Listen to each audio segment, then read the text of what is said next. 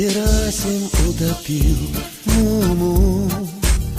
Я не пойму, я не пойму, в каком бреду он был, в каком дыму. Ведь я к добру не по уму. Что он за чувство чувствовал внутри, пока она пускала пузыри.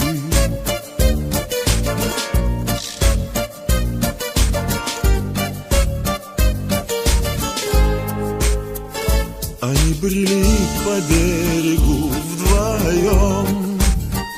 Уже была близка беда. Муму манил прохладный водоем. И вот тогда он привязал к Муме 2 кирпича. Глаза садиста, руки палача. Мума могла бы еще долго жить, растить щенков, гонять гусей.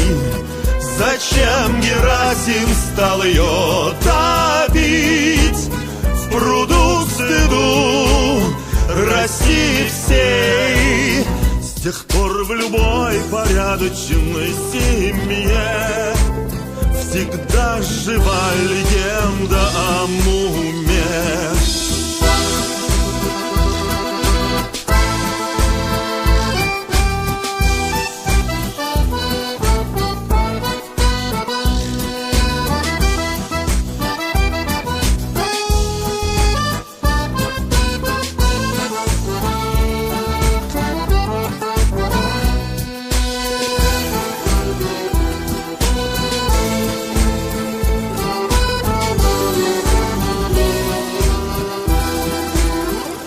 Живи, но помни, что однажды в дом к тебе судьба войдет с метлой.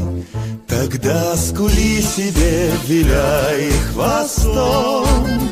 Судьба глуха, как тот немой. Не зарекайтесь, люди, от чумы, сумы, тюрьмы и участи Мумы.